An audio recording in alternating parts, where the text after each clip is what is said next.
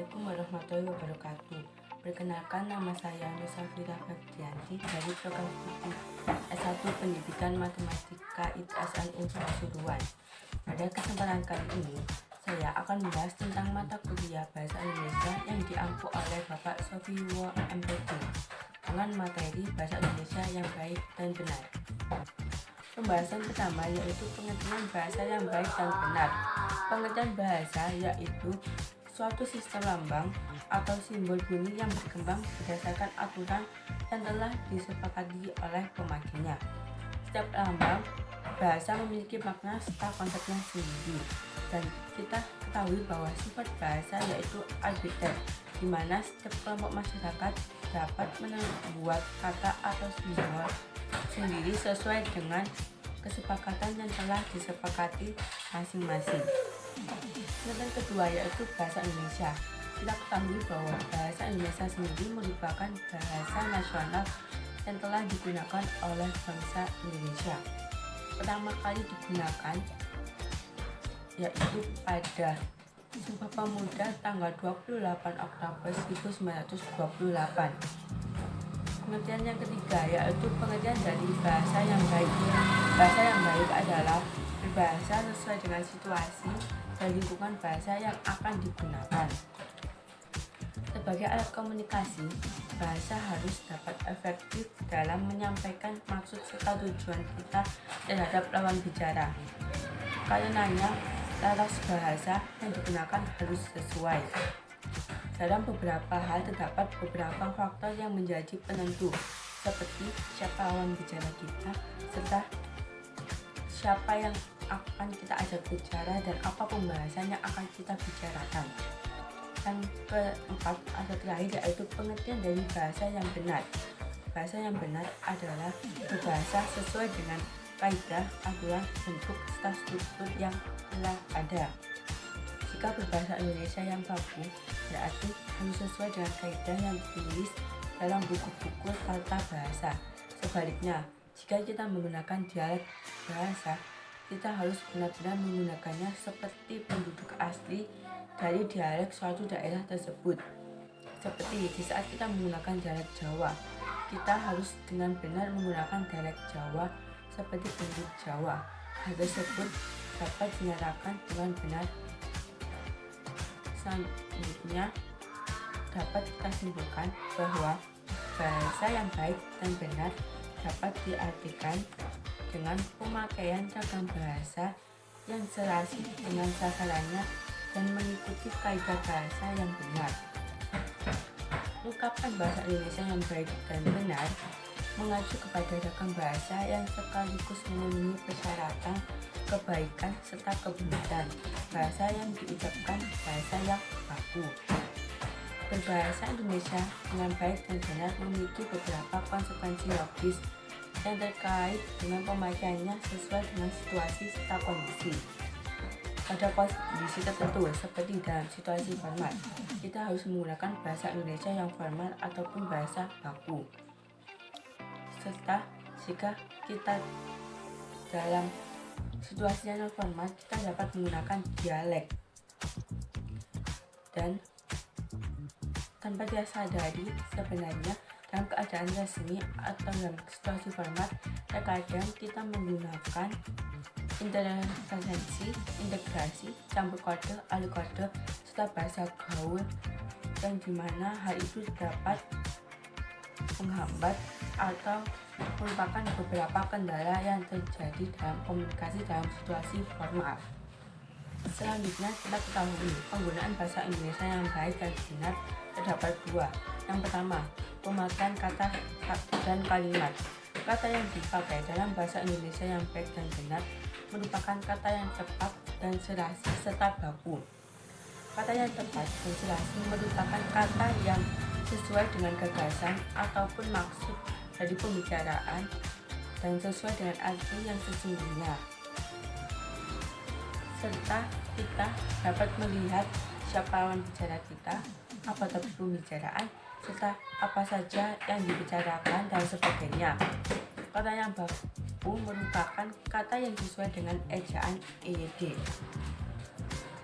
Yang kedua, dalam pemakaian kata dan kalimat, yaitu pemakaian dalam kalimat. Pemakaian dalam kalimat dapat dipakai dalam bahasa Indonesia, yaitu kalimat yang efektif. Kalimat efektif sendiri harus yang pertama, mudah dipahami oleh orang lain.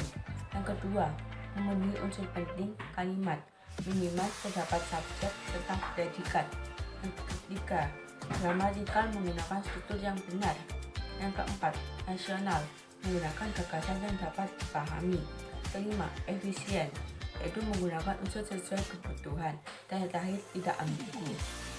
Serta pemakaian atau penggunaan bahasa Indonesia yang baik dan benar yang kedua, yaitu pemakaian dalam paragraf. Pemakaian paragraf yang dipakai dalam bahasa Indonesia yang baik dan benar adalah paragraf yang baik. Paragraf yang baik itu sendiri yaitu yang pertama, mempunyai satu pikiran utama. Kedua, mempunyai koherensi yang baik, yaitu hubungan antar unsur sangat erat dan semuanya tersusun secara sistematis. Dan yang terakhir atau ketiga, menggunakan kalimat yang efektif. Sebelumnya saya telah membahas tentang pengertian serta penggunaan bahasa Indonesia yang baik dan benar. Kali ini saya akan membahas tentang manfaat dari penggunaan bahasa Indonesia yang baik dan benar. Ada dua manfaat yang digunakan dalam bahasa Indonesia yang baik dan benar. Manfaat yang pertama, yaitu memudahkan kita dalam berkomunikasi. Komunikasi merupakan salah satu yang biasa dilakukan oleh setiap manusia untuk berhubungan dengan manusia yang lainnya. Sebagai suatu alat komunikasi, bahasa merupakan saluran perumusan dari maksud serta tujuan untuk menyampaikan suatu perasaan serta memungkinkan setiap orang untuk melakukan kerjasama dengan sesama manusia.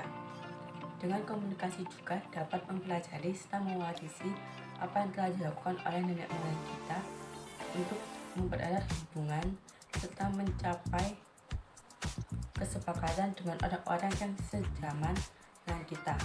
Manfaat yang kedua yaitu mempermudahkan kita untuk berintegrasi serta beradaptasi sosial. Sebelumnya sudah saya bahas tentang bahasa sebagai komunikasi. Bahasa di samping sebagai salah satu unsur kebudayaan dapat juga digunakan sebagai alat komunikasi dalam mengenal orang lain yang baru saja kita temui. Bahasa sebagai alat komunikasi dapat memungkinkan kita dalam menghadapi beberapa situasi serta memudahkan kita untuk merasa bahwa kita telah diterima dan terikat terhadap suatu kelompok yang telah kita masuki, dan menghindarkan kita dari suatu bentrokan untuk memperoleh efisiensi yang setinggi-tingginya. Selain dalam alat komunikasi, bahasa juga berfungsi sebagai alat integrasi dan beradaptasi sosial. Pada saat beradaptasi kepada lingkungan, kita akan menggunakan bahasa sesuai dengan situasi dan kondisi yang kita hadapi. Seperti halnya, jika kita bertemu dengan orang yang pertama kali ketemu dari daerah yang berbeda, kita harus menyesuaikan dengan mereka. Kita dapat menggunakan bahasa Indonesia yang baik dan benar untuk memulai komunikasi dengan mereka, serta menggunakan bahasa yang berbeda kepada orang yang berbeda juga dapat mempermudahkan kita untuk berkomunikasi dengan orang lain. Seperti halnya jika kita menggunakan atau akan menggunakan bahasa yang standar, kita bisa menggunakannya dalam lingkungan pertemanan kita dengan orang-orang terdekat kita yang seumuran atau di bawah kita. Namun, kita harus menggunakan bahasa standar untuk orang yang lebih tua daripada kita, dan sebagai rasa hormat kita kepada mereka, kita harus menggunakan bahasa formal. Jadi kesimpulan dalam pembahasan kali ini, bahasa dapat kita gunakan untuk komunikasi serta beradaptasi kepada orang lain, dan kita harus menggunakan bahasa yang baku dan benar sesuai dengan tempat dan keadaan. Seperti halnya dalam situasi formal, kita harus menggunakan bahasa formal, baku, maupun bahasa standar. Dan jika kita dalam situasi non formal, kita dapat mencampurkannya dengan bahasa gaul atau dengan bahasa non standar mudah kita ketahui. Sekian, mohon maaf jika dapat salah kata gunakan untuk mengucapkan. Saya mengucapkan maaf dan terima kasih. Assalamualaikum warahmatullahi wabarakatuh.